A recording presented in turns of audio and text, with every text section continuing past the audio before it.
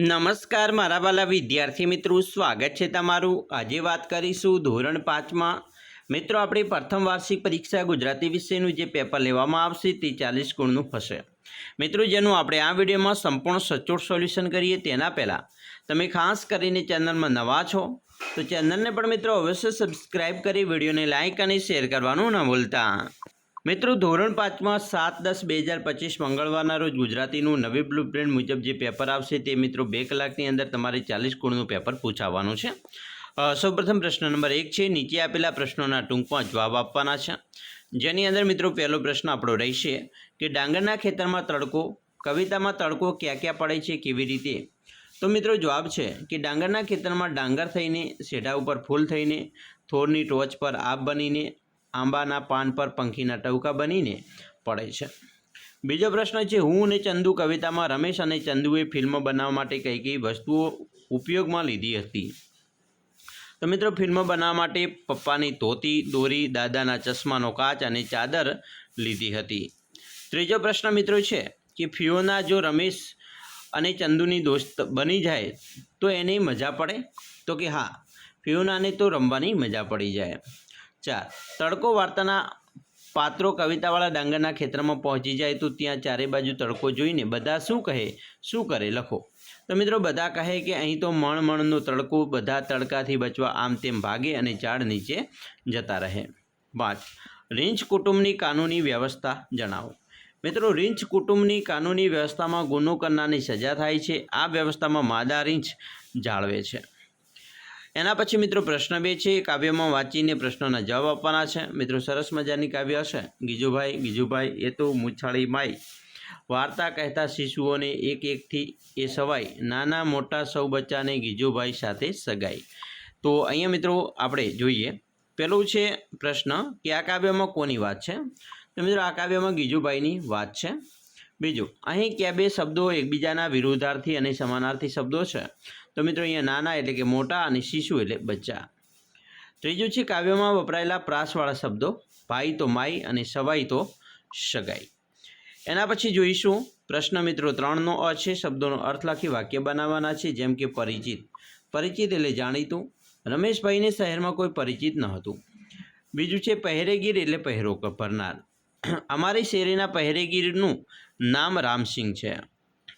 ભાળવું એટલે જોવું, બિલાડી અંધારામાં પણ ઉંદરને ભાળે છે। ચોથું અધમણ એટલે 10 કિલો જેટલું વજન, મારા મામા અધમણ તરબૂચ લાવ્યા। ગભરું એટલે બીકણ, સોહમ અમારી શાળાનો સૌથી ગભરું છોકરો છે। ફંગોળવું એટલે ફેંકી દેવું, ફગાવવું, જીયાન પોતાના શર્ટને હવામાં ફંગોળવા લાગ્યો। 7મું છે શેઢો એટલે ખેતરનો શેઢો, ખેતરની હદ, મેં ખેતરના શેઢા પર સીતાફળીના ઝાડ વાવ્યા છે। ક્યારો એટલે છોડ, ફરતે પાણી પાવા કરેલી પાળી, મારા ઘરે તુલસીનો ક્યારો છે। 9 જીર્ણ શીર્ણ એટલે કે સાવ તૂટેલું ફૂટેલું, જુમો પીસતી જીર્ણ શીર્ણ ઝૂંપડામાં રહેતો હતો। 10 અઘરું એટલે મુશ્કેલ, ફિલ્મ બનાવી એ અઘરું કામ કહેવાય।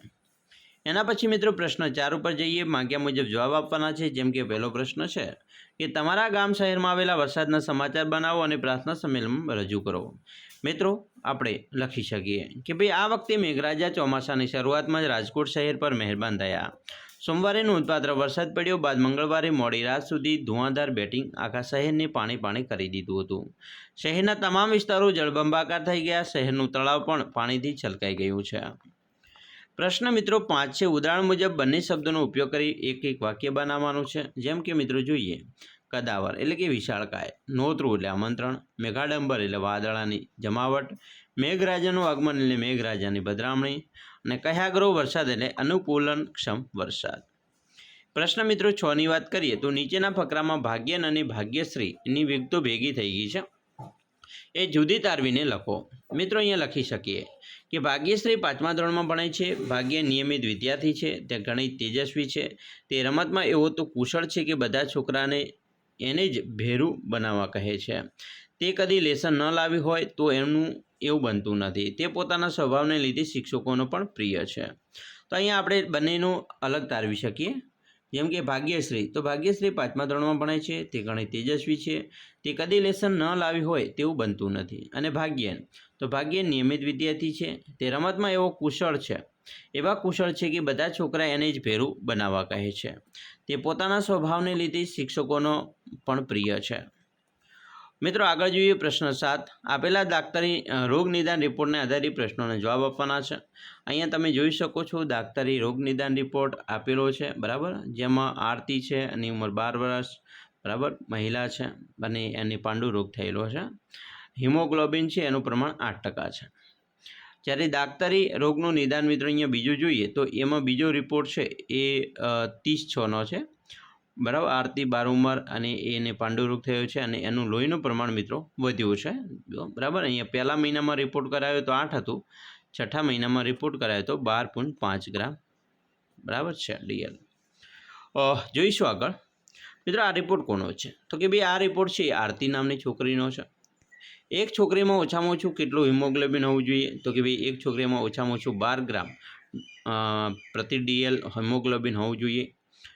3. આરતીના હિમોગ્લોબિનમાં કેટલો વધારો થયો કેટલા સમયમાં? તો આરતીના હિમોગ્લોબિનમાં 4.5 ગ્રામ ડીએલનો વધારો આશરે 6 મહિનામાં થયો. 4. આરતીમાં કયા રોગના લક્ષણો દેખાયા? તો કે ભાઈ આરતીમાં પાંડુ રોગના લક્ષણો દેખાયા.